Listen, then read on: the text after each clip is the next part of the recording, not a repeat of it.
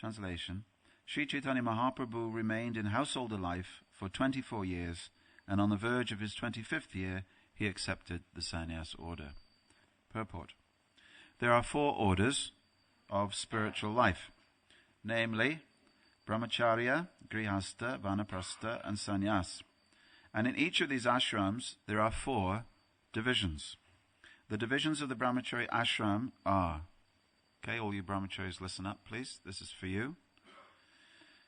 Savitriya, Prajapatya, Brahma, and Brihat.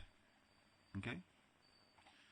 And the divisions of the Grihastha ashram, all you Grihasthas, please listen up, are Varta, professionals, Sanchaya, accumulators, Shalina, those who do not ask anything from anyone, and Shilonchana, those who collect grains from the paddy field. Similarly, the divisions of the Vanaprastha ashram are, okay, all you Vanaprasthas, listen up, Vaikanasa, Valakilya, Audumbara, and Fenapa. Okay, what do those mean? We will find out. And the divisions of sannyas are, all the sannyasis, please listen carefully, those who want to take sannyas in the future, Kutichak, means someone who sits somewhere and somebody brings you maha. Bahudak, means you sit outside the village and someone may or may not bring you the maha.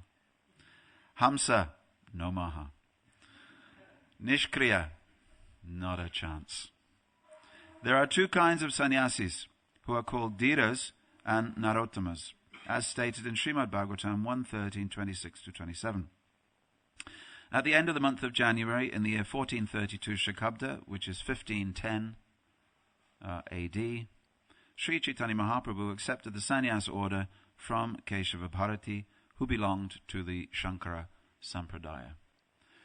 Om Agyanatimirandasya Gyananjana Shalakaya Chakshur Unmilitam Jena Tasmai Shri Gurave Namaha Shri Chaitanya Manobishtam Stapitam Yena Bhutale Swayam Rupa Kadamayam Dadati Swa Padantikam.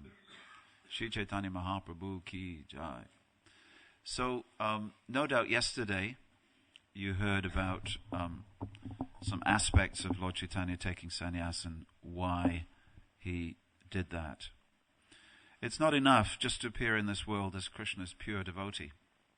It's not enough just to appear in this world as someone exhibiting Mahabhav. This is not enough to convince some people. Some people, they need you to be somebody powerful.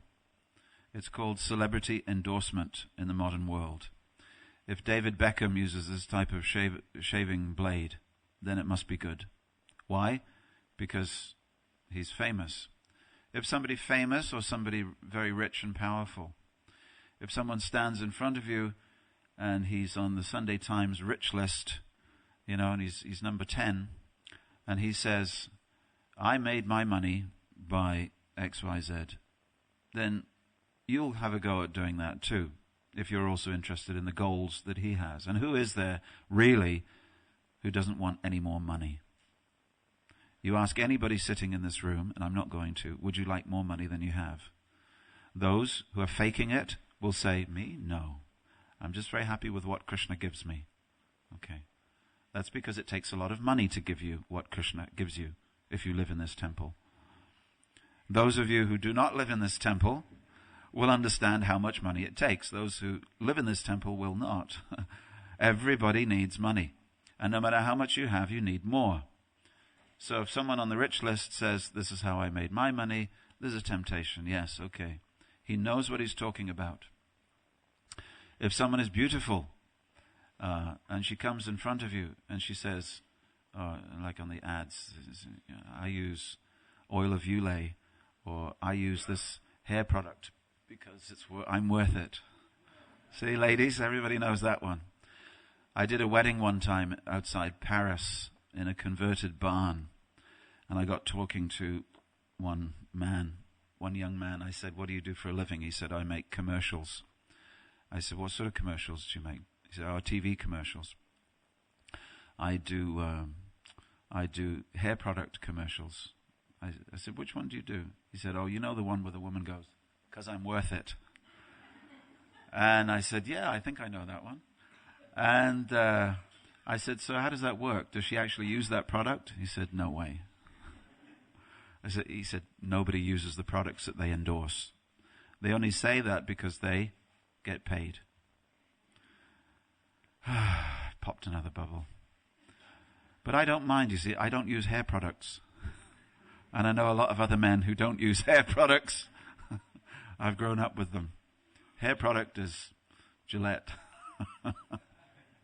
Actually, we do have a celebrity endorsement. Prabhupada said, if it is not Gillette, it is simply bogus. Did you know that? I said it upstairs here.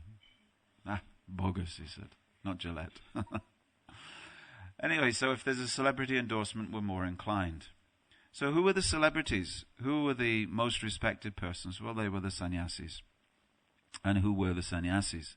Well, the sannyasis were the Shankarites, because Shankara had done a very good job of capitalizing on the sannyas order. Unfortunately, the Vaishnav Tridandi sannyas was very much depressed. It was depressed under Buddhism. And Buddhism was so skillful at forming a new type of sannyas where they didn't carry sticks, but they met together. How did they do that? Well, Buddhists actually followed the tradition of did I say this last time? Probably I did say it last time. Sannyasis, they move around for 8 months of the year, and then for 4 months of the year during the rainy season, they sit in one place. And they often gather together in one place, and that is how, of course, Narada Muni in his last life got to have Bhagavat Prasad, because the rishis were all gathered in one place, and his mother was looking after them. So it's a chance for people to serve the sannyasis. And the place where they live is known as a guha, or a cave. It's often known as a cave because that's what it is. It's a cave. So they live there. Why? Because it's the rainy season. You live somewhere. You don't live under a tree, as a sannyasi normally would. You live in a waterproof place. Have you ever lived under a tree? I have. I used to live under a tree when I was traveling. When I was 16, I was traveling and trying to, discover the universe or something. But the universe discovered me, and it discovered me under a tree, and it rained on me. And I saw the light. But unfortunately, the light was the policeman's torch. And he said, "You can't sleep here, son." So that was how enlightened I was when I was 16.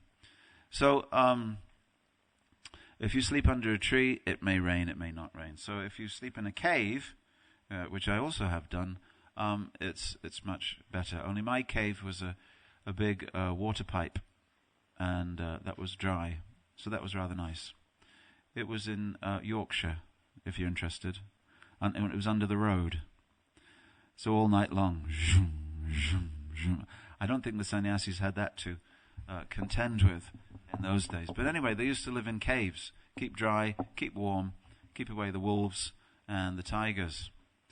So the Buddhists then, they did two things. They captured urban centers, because Buddhism was very much interested in royal patronage, as you are. Because if the king says you're okay, again, celebrity endorsement. If the king says you're okay, then you're okay.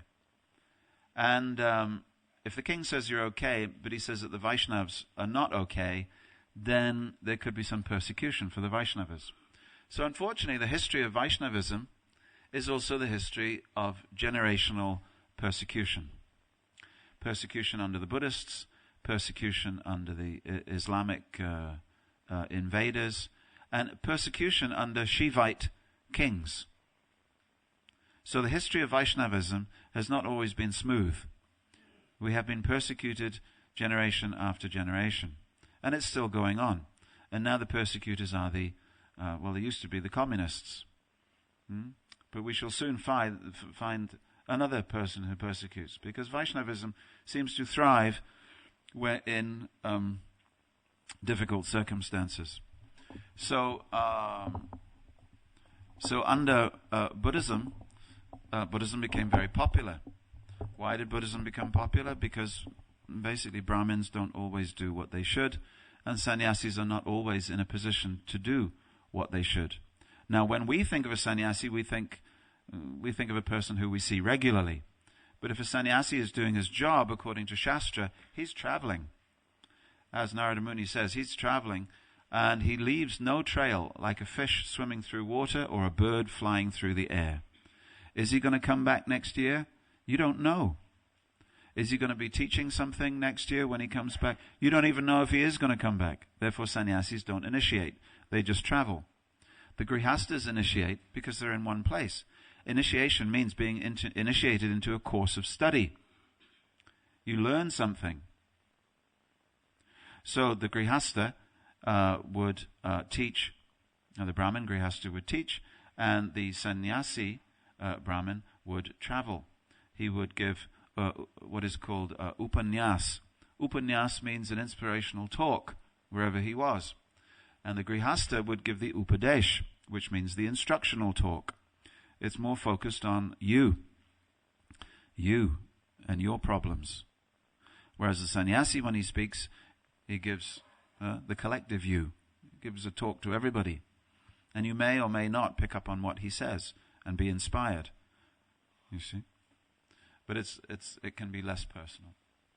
So the point here is that the Buddhists wanted to do two things. They wanted to capture the Hindu places of worship, the Charadhams, the four most holy places in Hinduism.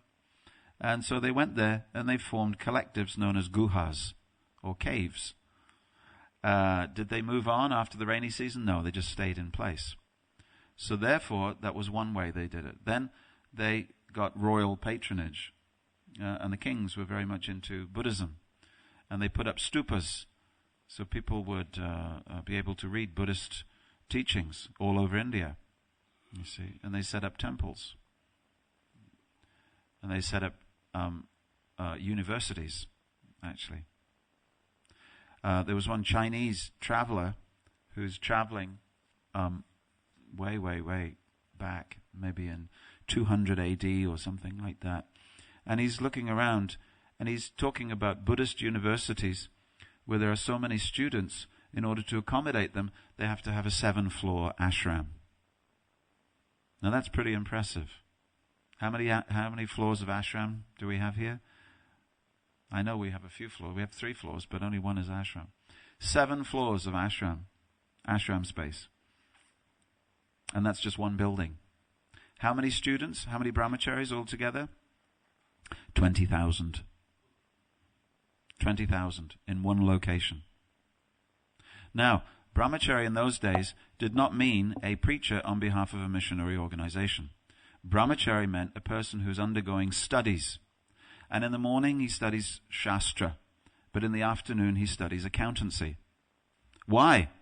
Because his brahmachari years are going to come to an end, and he's going to have a job. And this is a system that's still running in India. But the Buddhists were very clever. They taught things that were very impressive. They taught trigonometry, calculus. They taught advanced mathematics, algebra. They taught building. So in the same way, after all those boys had graduated, and celibacy is seen as something which is an aid to study. Seen as an aid to study. So it wasn't that, brahmachari life and Krishna consciousness go hand in hand. They do, of course. But in this particular case, brahmachari life and the intense study of trigonometry go hand in hand. Why? Because if you're not celibate, you won't be able to remember what the teacher tells you. And that's why celibacy was so important, even in Cambridge. It wasn't even until 1976 that they let girls in some of the colleges at Cambridge. Why? Well, now you can see the result. You can see the result in Cambridge and Oxford, what the students get up to when there are girls in the same building as the boys. You see? So, university years were meant for intense study, and intense study commands you to be a celibate person, because celibacy aids memory. If you don't remember You're not going to call it up on your computer because they didn't have computers. The most important computer was the one that's attached to your neck. That was what you did your thinking with. In my day, when I was a kid, they told me, oh, they've invented something called a computer. And did you know, it's almost as fast as the human brain. Now they say, oh, this person is so intelligent, he's almost like a computer. We're measuring ourselves up to the machines. Don't do it. The most sophisticated computer ever imaginable is the one that has 2 ears, 2 eyes, and a nose. And it has a lot of apps to go with it. But the more you extrapolate that outside your body, the less that you can use the one on your shoulders. So the one on the shoulders has some pretty sophisticated software to go with it. Something called Super Soul software. And you have to listen very carefully. So here the Buddhists captured these places. Then when Shankaracharya came along, what did he do? He did exactly the same thing. He captured the king.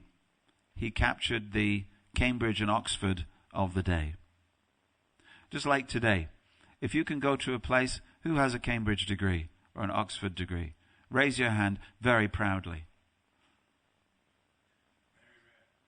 Very rare. You didn't raise your hand proudly. I knew you were sitting there, but you're not proud. Okay, he has humility. Who has a degree from a polytechnic?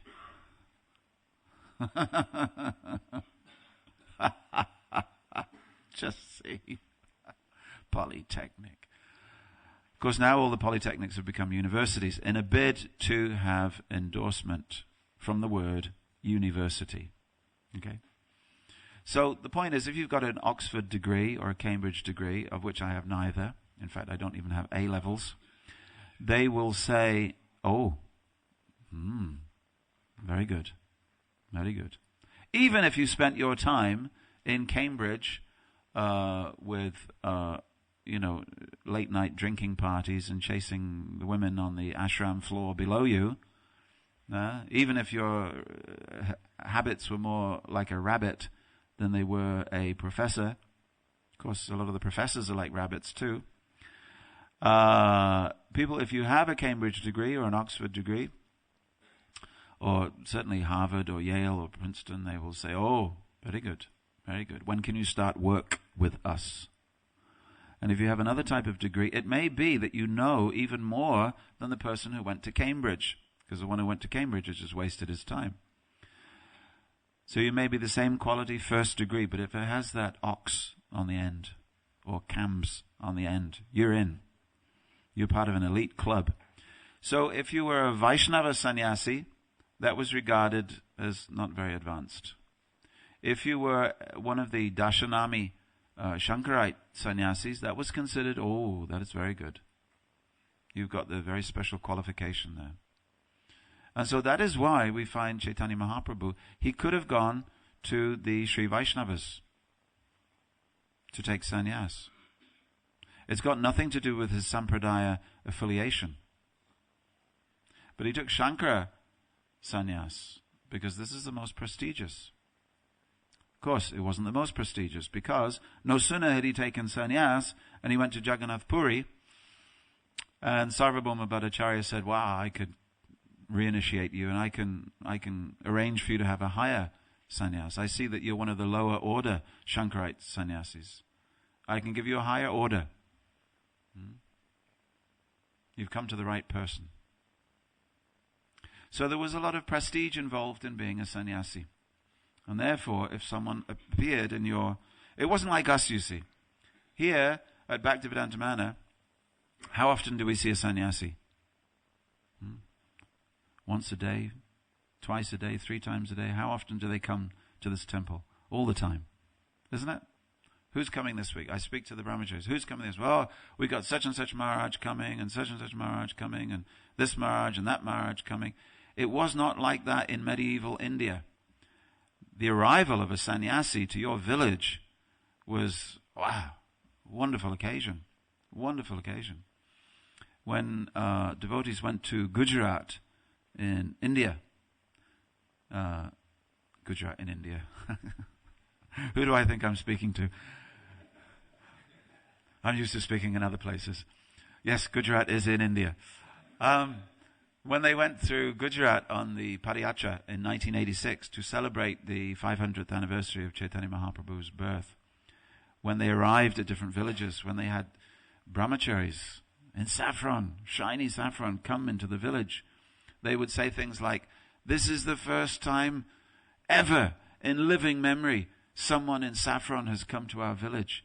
You have to stay." And practically every single person in the village would be standing there with grains and rotis and sabji and sweets and coconuts and, juice. Everybody would want to feed the devotees. What a wonderful thing. What a wonderful culture. But specially occasioned by the arrival of sannyasis and brahmacharis in their village. So this is the culture. So Chaitanya Mahaprabhu was very interested in capturing persons who only really had interest in the status of sannyasis. This was the only way that they would bow down. You see. Now, Prabhupada is talking here something else. He's talking about the different types of brahmacharya and the different types of sannyas. Why is this important for us? Well, it is because it helps us to understand the traditional, by understanding the traditional nomenclature, or names for the different grades of brahmacharya, we can understand where we fit in. I have a problem. I get lost. I never used to get lost. I used to have, I'm still a good map reader. And of course, the day I came to the temple was the first day I had to read a map, practically speaking. All right, a couple of days. I spent a couple of days at the temple cleaning out things and transporting rubbish. And then they said, well, something we do here is called Sankirtan. And we go all over the country selling Srila Prabhupada's books. Would you like to go? I said, oh, yes. I was thinking anything but the rubbish. Anything but cleaning. But travel sounded good to me. Travel sounded good to me. So for 6 years I was traveling. And that meant literally, quite literally sometimes, sleeping under trees and sleeping in various other places, school halls, church halls, people's living rooms, wherever we could. But use of a map was absolutely important because you had to get from one good town to another good town. And especially when the good town turned out not to be a good town, and the police there seemed to not, somehow, for some reason, not to want the presence of the Vaishnavas. You'd have to find your way from a bad town to a good town. So reading a map was very important, because if you couldn't read a map, that was Sankirtan time, lost, and that was not very good. But these days, sometimes, I do get a little bit confused, and I can't read the map so well, especially when it's dark. So I need these.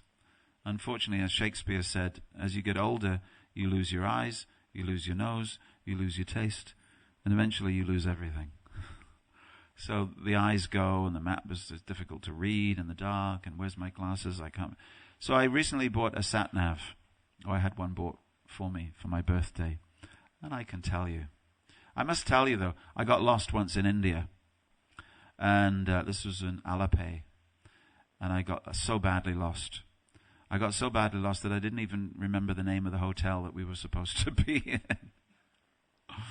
And I just said, I was saying to the taxi driver, I said, what's the name of the hotel by the river? And of course, this particular place, Alapay, is like Amsterdam. It's crisscrossed by canals. So I said, and I had to make a sort of sound with my mouth that sounded vaguely like the hotel. Of course, in South India, it sounded something like this. And they would just look at me and they think, what's this guy on? So eventually I was found. But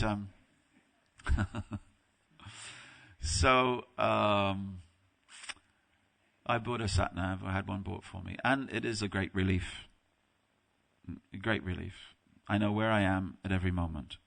And the most important thing about satellite navigation is not only listening to the voice, turn right. And if you don't turn right, it's turn around. Then 200 yards down the road, turn around when possible. They never get angry with you. But the most important part is always knowing where you are. That's why when you go on the London Underground and you see the map of the Underground on the wall, the dirtiest part will be where that station is. It'll be rubbed away because thousands and thousands of travelers have pointed at that part. And you do that often enough, it gets rubbed away. Saying, oh, we're here. Knowing where you are in life is most important. The next most important thing is knowing where you're supposed to be going. Okay? Knowing the ultimate destination, that's very important. But knowing the next stage in your life is very important. Otherwise it gets very confusing. So these ashrams are stage-based or life stage-based ashrams. They're meant for people at different points in their life. And you're meant to know, I'm here and this is where I'm going. This is the next stage. And what the guru does, the guru is like the sat-nav. He tells you, stay on this road. Or, now you're coming to a fork in the road. Bear left. Okay? Or, now your destination is 3 miles away. So what the guru does, he's the reassuring voice that tells you, you're at this stage, you're trying to get to this stage, and the ultimate destination is there. That, you've got that down. But it's a long way between where you are and your ultimate destination. And you can't reach that ultimate destination unless you know the different directions to get to. So that's the guru's business. You're here, and we're trying to get you here. Now, what do you need in order to get here? Well, in order to get from here to here, you need to bear left. But once we reach that stage, on that next stage, to get to the next stage after, you need to bear right. Okay? So therefore, sometimes these different aspects within the different ashrams, okay, so now we don't have 4 ashrams, we have 8 ashrams, pretty much. 8 ashrams, 16, isn't it? 4 divisions of 4 is 16. So we have 16 ashram divisions. So let's hear, what are they? So Prabhupada talks about, it's very interesting actually, and you can see where you are. I'm going to do the brahmachari, then I'm going to do the vanaprastha, and I'm going to talk about sannyas. These are the 4 divisions. So, first brahmachari level is Savitriya, one who's received the Gayatri Mantra. The Gayatri Mantra is dedicated to Savitur. So one who's received the Savitur Mantra becomes a Savitriya. So this person is known as the Dikshita. He's just received initiation, which means he's just begun. Initiation means the beginning. You know, one lady once said to me, oh, I'm initiated now. I finally made it. No, I said, you've finally begun.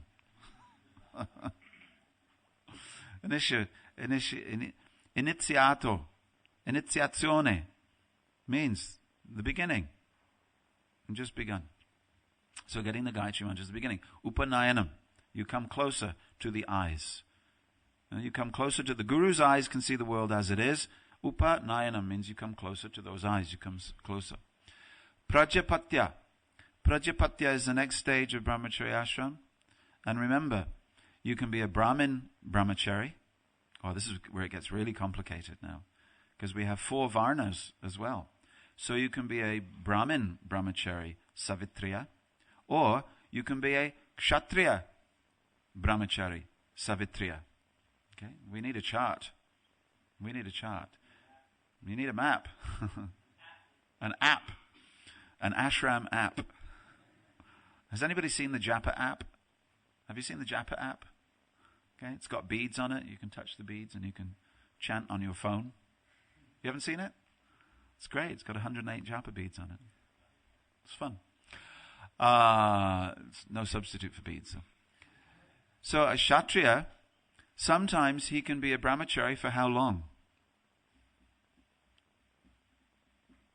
he can take a vow to remain a brahmachari for 1 month. Pretty tough vow. Sometimes a kshatriya can vow to be a brahmachari for 3 days. Because they're passionate. They can't stay celibate for very long. Okay? Kshatriyas, they're firing on all cylinders. 16, they're married. 17, they're head of an army. 18, they've died on the battlefield.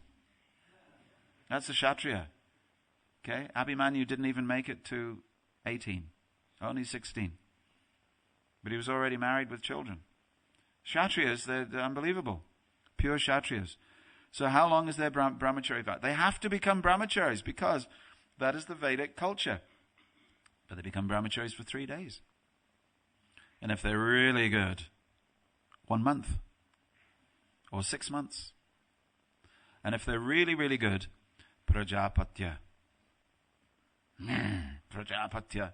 1 year. Brahmachari for 1 whole year. So prajapatya means one who gives everything away for 1 year. And just imagine the brahmacharis that we have in ISKCON. Incredible. They're flying so high. Next is Brahma. Brahma means one who has accepted the Vedas. Achar is got a very interesting etymology. Achar means one that flows like water. One that flows like water. A water follows its own course. The river follows the course of the river. That's called chara. When you walk and you follow the course, that's chara. So achara means the walking which follows the course of walking. Just like we say vartma pradarshaka. Vartma is a path across a field that's been made by lots of people walking over it for many, many years. Sometimes we find a footpath, and many, many people have walked over that for hundreds of years. That's known as a vartma. So a vartma is, it's a well-trodden path. So Brahma means Brahman, means the spirit. In our case, it means Parabrahman. So Brahman, Achar, one who walks the path of the spirit. How does he do that? By studying the Vedas. And then, when he's Pravin, where's Pravin? There he is, Pravin. I told him this yesterday. Pravin means a brahmachari who has matured. A brahmachari who has advanced is a Pravin. I put that in just for you, Pravin.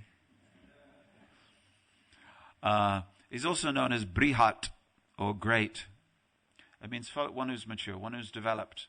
He's no longer a seedling, but the plant has developed and the plant is flowering.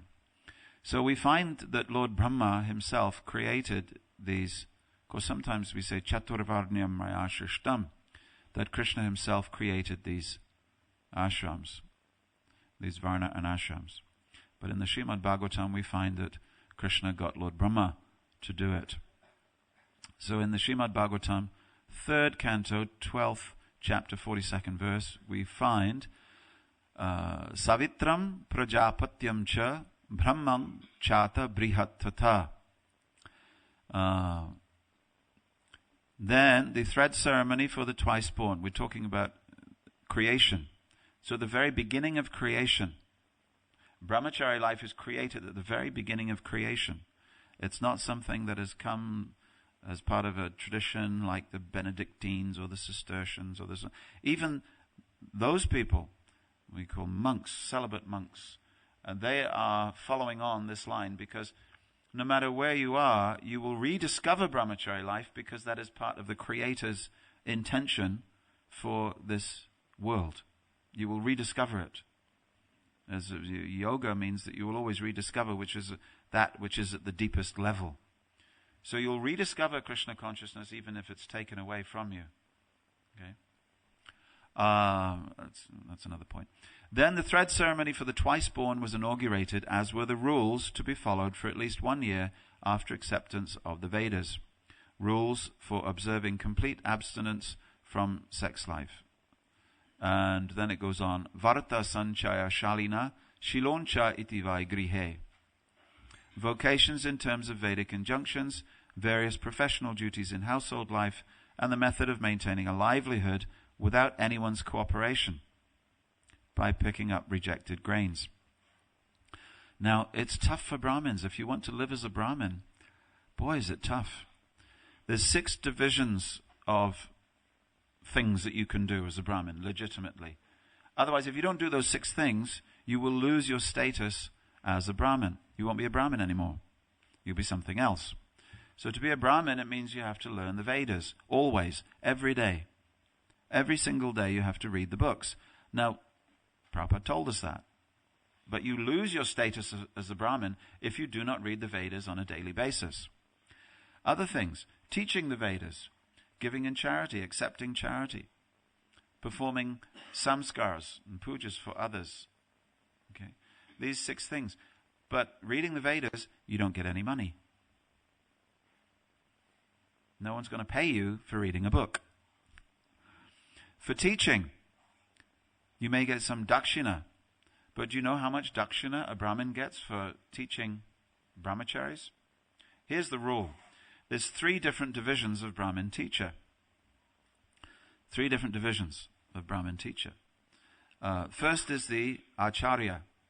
Acharya means someone who teaches with no expectation of reward. He teaches everything, expecting nothing. Next is the upadhyaya. And the upadhyaya will teach a portion of the Vedas, but there's a deal up front. The acharya, there's no deal at all. He will teach you because, out of love and affection, he wants to teach you as his student, but there's no question of discussing dakshina. Why? Because otherwise it's a business transaction. Dakshina comes at the end of the period of education, which may be 12 years. In that time, the Guru doesn't ask for anything. Except what? Firewood. Samit pani. Samit pani. Shrotriyam brahmanishtam. This is how you interact with the Guru. You bring firewood. Why? Because he's reading the Vedas and doing fire yajnas every day. Samit pani, with wood in your hands. This is brahmachari life. And what else may he do? He may fetch water. He may clean. Prabhupada told Sachinandan Swami, he said, brahmachari means carrying the Guru's pot, getting water, cooking, cleaning, and massage. So this is what the brahmachari does for the elderly Guru. Now, there's no mention of money. But at the conclusion, Sandipani Muni was an acharya. At the conclusion of Krishna's education, which Krishna was a brahmachari for how long? 64 days. Why? Because he wasn't a Brahmin. 64 days. And he was a quick learner. So he learned. And then he said, Gurudev, now I want to give you dakshina. And Sandipani Muni said, all right. And then he gave him a lot to do. He said, I want you to recover my dead son. Oh, that's tough. That's tough. You see. But the Guru may give you some big dakshina that he requires. But the idea is that he only asks at the end. When does the term of brahmachari education come? Not when the brahmachari is satisfied. Gurudev, I think I've learned enough of the Vedas, now I'm going home. No. It's when the Guru understands that the brahmachari has learned everything. And he says, all right, now you can go home. Now you've learned everything. Or now you can go and teach. So, but the upadhyaya, he says, actually I'm going to teach you the Vedas, but it's going to cost you. And this is how much it's going to cost you. This is what I want. So the deal is up front. This is the upadhyaya. So, because the upadhyaya is more, this is how it happened in India, because the upadhyaya is more common. because the Brahmin who wants to know what he's going to get by teaching is more common. Therefore, the acharyas became very rare species, and the upadhyayas became... So, in India now, if you say upadhyaya, it's a term of great prestige and great respect. Oh, he's an upadhyaya. But originally, it's a term which meant, no, he's not. And of course, these terms for upadhyaya, they went all over India, and you could be a upadhyaya who knew 4 Vedas, in which case you would be a chatur upadhyaya. Chatur upadhyaya means you know the 4 Vedas. But the way language works in India, especially Gujaratis, like to soften Sanskrit. So a Sanskrit term like mandaparopanam, after generations of Gujaratis speaking mandaparopanam, it becomes mando. So the Chatur upadhyaya went up to Bengal. Bengalis did the same thing. And it becomes chatur. And because a term of endearment is ji, they become chaturji. And mukha upadhyaya became mukurji. And bandopadhyaya became banerjee. So now Banerjee, Chaturji, Mukherjee, these are Brahmin names, but the original meaning has been lost. Chaturupadhyaya means one who can teach the 4 Vedas, a very learned man. He wants something. He doesn't trust that you'll fulfill his Dakshin requirements. So then, how long have we got? Are we meant to finish at 9? Is that the idea? I've been cheated. How long should we go on for? We didn't get to the sannyas part. All right, let me just read this verse to you. This is the divisions of retired life. Vaikanasa valakilyo dumbara penapavane. Okay? The 4 divisions of retired life are the Vaikanasas, Valakilyas, Audumbaras, and Penapas. And then we have a description. Luckily for us, we have a description in the 11th canto. Krishna himself tells us what Vanaprastha life is. This is a revelation for us in ISKCON. You're about to find out how Krishna wanted us to do it. Here it is. Are we ready, all these men over 50? Including Kripamoya. Right.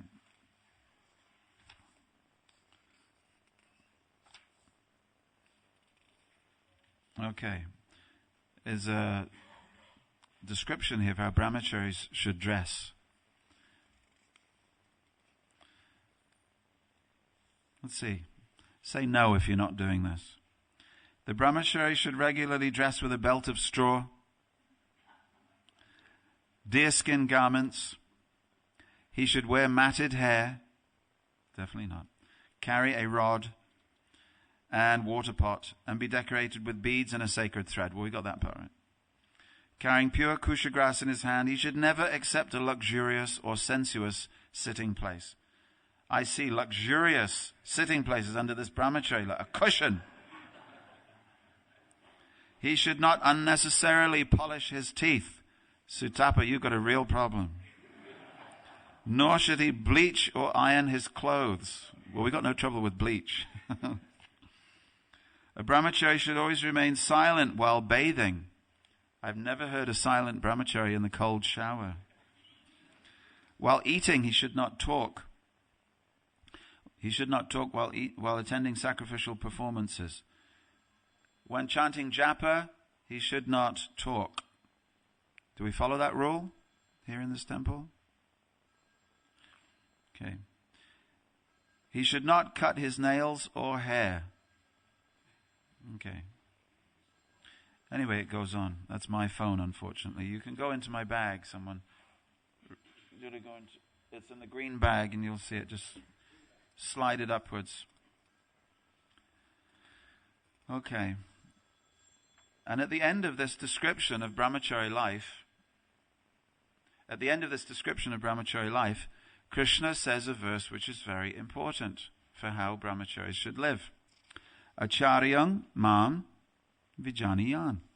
Navamanyeta karichit. Namartya buddha suyeta sarvadeva mayo guru. One should know the acharya as myself, and never disrespect him in any way.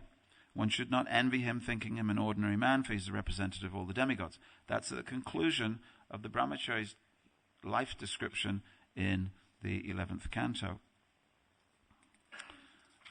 So then, here's a little bit more.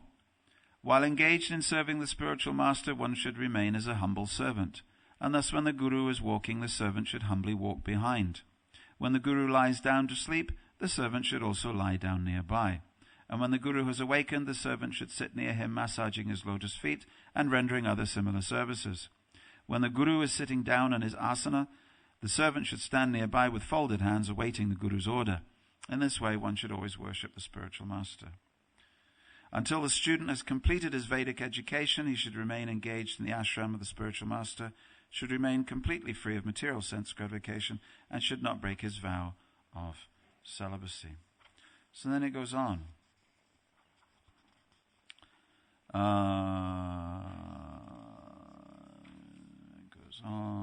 goes on. Grihastas. Okay. It's wonderful descriptions, actually. A Brahmana householder, I'll read this quickly, should remain satisfied in mind by gleaning rejected grains from agricultural fields and marketplaces. Keeping himself free of personal desire, he should practice magnanimous religious principles with consciousness absorbed in me. In this way, a Brahmin may stay at home as a householder without very much attachment and thus achieve liberation. So the rules for a householder, this is called the Shilonchana. This is the topmost type of householder who will just pick up grains in the field. My gosh, who could live like that? You could live like that if there were fields in which there were grains, in which the combine harvester hadn't taken them all, and if there was more than one crop a year, and you didn't have to pay huge central heating bills. Basically, we're living in a part of the world in which it's very difficult to follow the Vedas. So let's all leave. Well, we can't. We have a higher duty to do. So then he says, this is very interesting. If I can't do that, what can I do? Okay. If a Brahmin cannot support himself through his regular duties and is suffering, these are the words of Krishna, he may adopt the occupation of a merchant and overcome his destitute condition by buying and selling material things. If he continues to suffer extreme poverty even as a merchant, then he may adopt the occupation of a kshatriya, taking a sword in his hand. Now this is interesting that a Brahmin first has to act as a merchant if there's suffering, and only if he really can't make it buying and selling things, then he can be a kshatriya. Not the other way around. No, I couldn't make it as a Brahmin, therefore I will do a kshatriya job. No, sell something. But he cannot in any circumstances become like a dog, accepting an ordinary master. Okay, then we go on about the householder's duties. It's a very interesting section, actually. So then, and I'm going to finish now. I'm going to finish because there's a very nice description of the Vanaprastha. Lord Krishna says, Sri Bhagavan Uvacha, one who desires to adopt the third order of life, Vanaprastha, should enter the forest with a peaceful mind, leaving his wife with his mature sons, or taking her along with him. Now those were in the days when there were forests, and the forests weren't just full of pine needles, because you can't eat pine needles. The forests, we're talking forests like in America.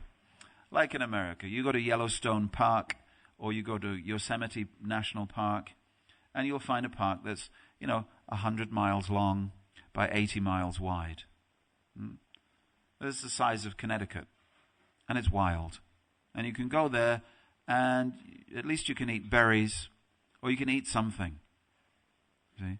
But forest in this country, Sherwood Forest, Nottingham Forest, Okay, what forests do we have? The forests that we have are in the north, and they're all full of pine trees, and they're made for IKEA furniture. This is not the sort of forest that they're talking about. Sort of forest that they're talking about is a forest where it's warm. A forest where you can find a tree big enough to shelter under, and there will be fruits and nuts and berries and roots. And it's a good idea before you become a vanaprastha to find out what you can eat and what you can't eat. Otherwise, your vanaprastha life will not be very long. So you have to have some knowledge. Having adopted the vanaprastha order of life, one should arrange one's sustenance by eating uncontaminated bulbs. It doesn't mean light bulbs. Okay? Bulbs are tubers. Doesn't mean a musical instrument. A tubor is something that grows under the ground. It's a big root. One root is mogo. Everybody likes mogo, cassava. But if you eat cassava straight from the ground, you'll be poisoned. You have to extract the poison. There's a process for extracting the poison of the cassava plant. Then it's very nice. Roots or fruits that grow in the forest. One may dress oneself with tree bark, grass, leaves, or animal skins. Very good. The vanaprastha should not groom the hair on his head, body, or face, should not manicure his nails, should not pass stool and urine at irregular times, and should not make a special endeavor for dental hygiene. You know, the Vedas are pretty tough on teeth, aren't they?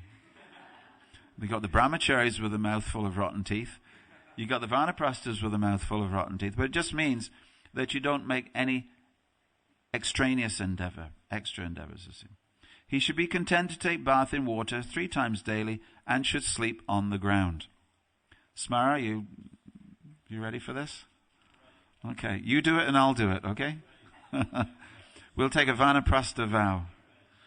Thus engaged as a vanaprastha. Well, in our case, it's just van-aprastha. Jumping in the van.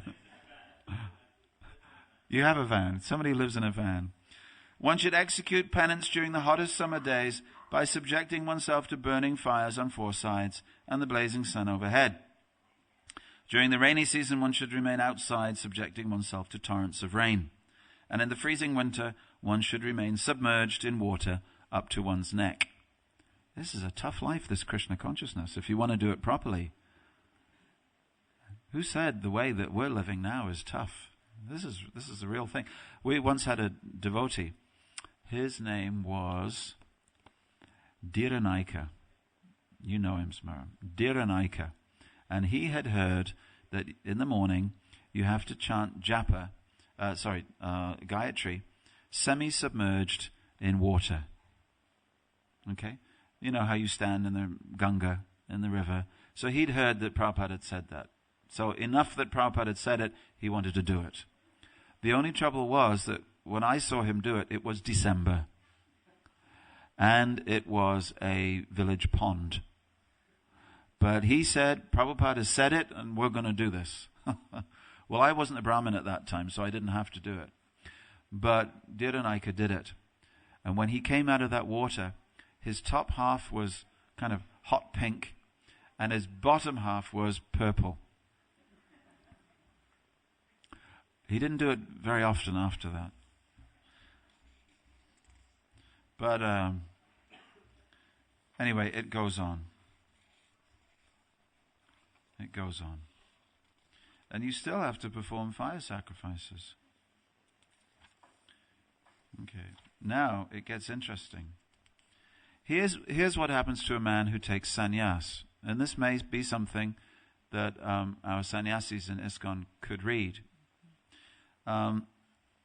Having worshipped me, Lord Krishna says, according to scriptural injunctions, and having given all one's property to the sacrificial priest, one should place the fire sacrifice within oneself.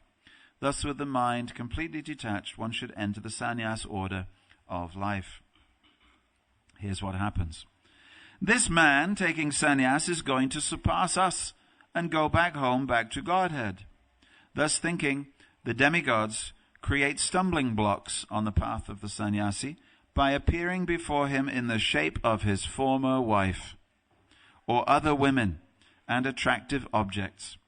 But the sannyasi should pay the demigods and their manifestations no heed. This is very interesting. This is why it's very difficult to be a sannyasi. Because a sannyasi has made a firm commitment.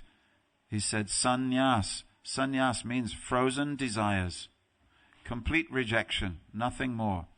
Now it's all very well to have aspirations, but when you make a firm commitment, a dridha vrata, then that dridha vrata goes up from the fire sacrifice of the sannyasi, and it goes up to the demigods, and they're hearing, oh, some man has made this big commitment. Let's now go. And it's at that moment that we hear the heavenly saxophone playing.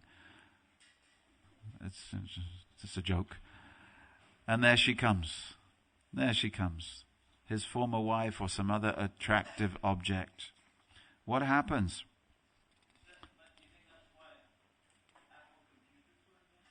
Huh?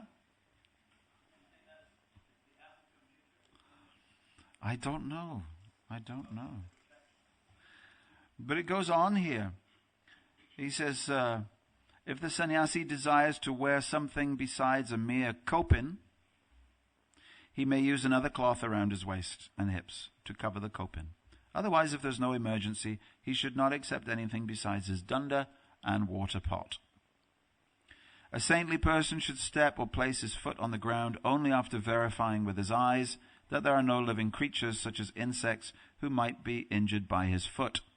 He should drink water only after filtering it through a portion of his cloth, and should speak words that possess the purity of truth.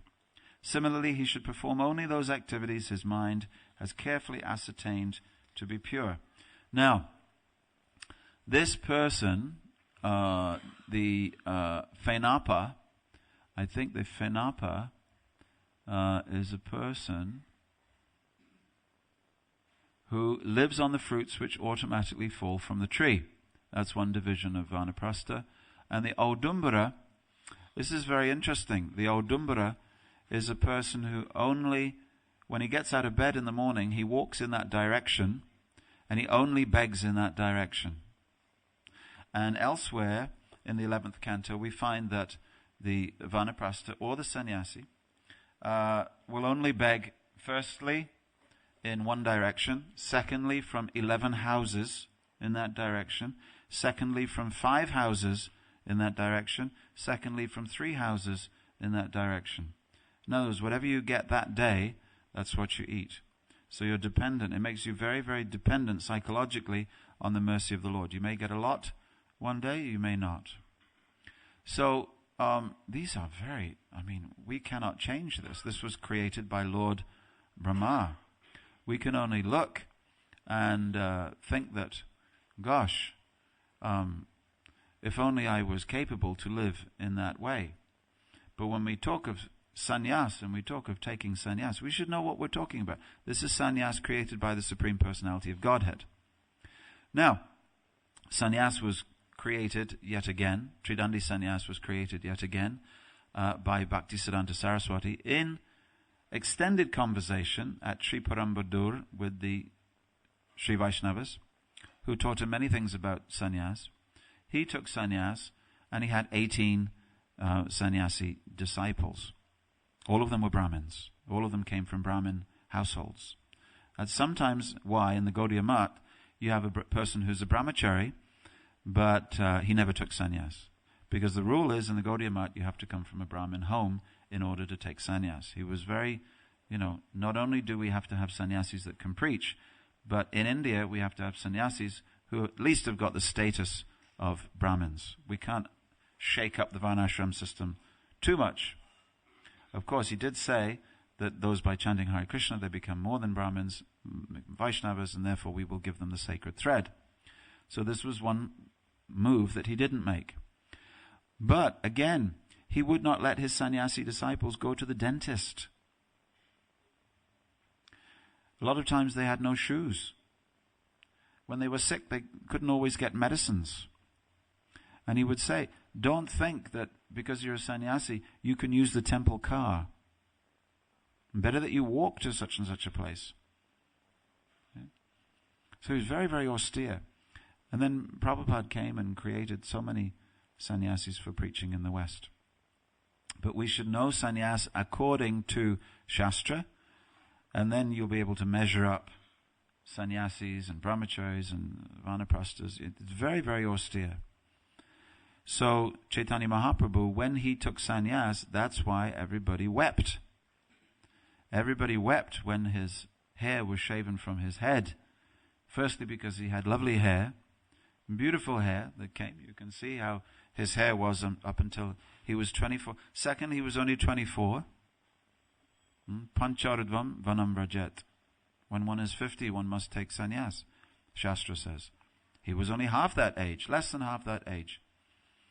And so he shaves his head, and then the Baba who shaves his head, he never shaved another head after that. And they took the hair of the Lord and they put it into samadhi. They buried it in the ground and erected a shrine above it. And you can go today to Katwa, and there you will find Chaitanya Mahaprabhu's hair in a box buried in the ground. You can go and pay your respects. But people were around, they were saying, please don't do this. Don't do it. You don't have to live like this. Because they knew what sannyas meant. They knew what sannyas meant. And now forevermore. And it wasn't a question that, he was a sannyasi, but I don't think he's a sannyasi anymore. I think he went back to his... No. You cannot do that. You cannot do that. So when you take sannyas, that is it. That is it. So when he was 24 and they said, don't take sannyas because we're older than you. We know what this involves. We know, look, you're an attractive young man. You have a young wife. You cannot take sannyas. Please don't do this. Please think again about this. Is there some problem at home? Is there some religious urge that may come for a small amount of time and then go? Please, don't do it. And they were weeping. In the Gopinath Bazaar, you find that beautiful painting of Chaitanya Mahaprabhu taking sannyas at Katwa. And everybody is gathered around. And you see it's a beautiful painting. Everybody's crying. Everybody's crying. Please don't do this. You see, that's the end of normal life. Prabhupada used to say, civilly dead, dead to the world. No more interaction, no more normal interaction. You're lost to your village, you're lost to the country. You see, so it's something which has to be extremely. Otherwise, it is said that if one cannot revive this varnashram system, then people cannot move forward in God consciousness. You know. I used to think, back on my third day out on Sankirtan, that what I was teaching and preaching was that the entire world would become basically shaven-headed and wear robes. And that when Lord Chaitanya's mission went all over the world, this is what everybody would look like, this is what everybody would do. It's not like that. We find that this is very rare, and we find that most people, they look quite normal, but they may practice Krishna consciousness. We have to be very, very grateful for whatever we get, and it is not that we may find many, many people coming forward for, at least we've got to make it easy for them in a cold country. Immediately you leave the ashram here, and you have to find independent means of support. It's extremely difficult. Extremely difficult. It's relatively easy to be Krishna conscious in a wonderful temple like Bhaktivedanta Manor. You can go to some parts of ISKCON, and it's very, very difficult to be a brahmachari. I've been in places where I was the only brahmachari. For 2 years, I was the only brahmachari. You know how difficult that is? To be the only person in Saffron. I spent 2 years like that, the only person in Saffron. And then I tried to put someone in Saffron, and he lasted about, 5 days. And I found the other one worshipping voodoo dolls in his, cupboard with a sharpened goat's tooth, and, they've been very, very, very difficult. So what we have done, what you have done, what you brahmacharis have done is like, it's amazing. But beware. The demigods. are getting a little bit upset. Okay? The demigods are getting a little upset, and they're saying, let's remind these young men, okay, and these young ladies. Prabhupada did create a brahmacharini ashram. Let's remember that. Let it know. Brahmacharini ashram in ISKCON is a little bit like pandas. It needs protection because it's a dying species. A woman who comes to Krishna consciousness and wants to live a simple, humble life in the ashram is very much a dying species. All over ISKCON. We have to be very careful, because if that goes, then it won't be very good for the future of our movement. I just thought I'd put that in, just as a little plug. But in some parts of ISKCON are they're struggling. Yeah. Some temples in ISKCON, the last time they saw a brahmachari was like 10 years ago. Yeah. You go to Villa Vrindavan, brahmachari is like, wow, wonderful. If we ever have a brahmachari come to the temple. And then these guys turn up, 35 brahmacharis turn up all at once, and they think the whole spiritual world has descended to Florence. So it's a wonderful thing. It's a great richness. But let us remember, we usually like Krishna to be the all-accommodating, all-merciful Krishna. This sentimentalization of Krishna is part of the sentimentalization of modern society. And you will find that Krishna, apart from being the person who plays the flute and who looks lovely on the altar, dressed in flowers and silks, you will also find that Krishna is the person who writes the book of rules for the Varnas and the Ashramas. That being the case, Krishna is also the lawmaker, and he's also very firm. So please, I beg you, do not sentimentalize Krishna. Don't turn him into a cartoon, Don't turn him into baby Krishna that never gets upset whatever you do. That is not our object of worship. We are worshippers of the Bhagavatam. And in Srimad Bhagavatam, we'll find Krishna says many things. So it's not that we should reject the 11th canto and settle for something else. Krishna is speaking to Uddhava, and he's explaining the things that he didn't explain to Arjuna. Didn't have time to explain all these things to Arjuna. It wasn't relevant. But when Krishna had a chance, then he spoke again. And the Uddhava Gita is 1,200 verses compared to the Bhagavad Gita's 700 verses. So we see Krishna has a lot more to say. And we should not reject it and think that, whatever I do, whatever I say, Krishna will be pleased with me because he loves me. This is a sentimentalist's view of Krishna consciousness. We cannot do it. And so therefore, we should be merciful with others, but very, very strict with ourselves. Hare Krishna. 11th canto of the Srimad Bhagavatam ki, Brahmacharya ashram ki, Grihastha ashram ki, Vanaprastha ashram ki, Sannyas ashram ki. Okay, and just remember, each of them has their own rules. Don't try and copy. Brahmacharis should not copy sannyasis. Grihasthas should not copy brahmacharis. This mixing of the ashrams that goes on in ISKCON messes it up for everybody. Don't, if you're a grihastha, be a grihastha. If you're a brahmachari, be a brahmachari. If you're a sannyasi, please, I beg you, be a sannyasi. I need the inspiration. And if you're a vanaprastha, try it out. Be it. Okay? Hare Krishna.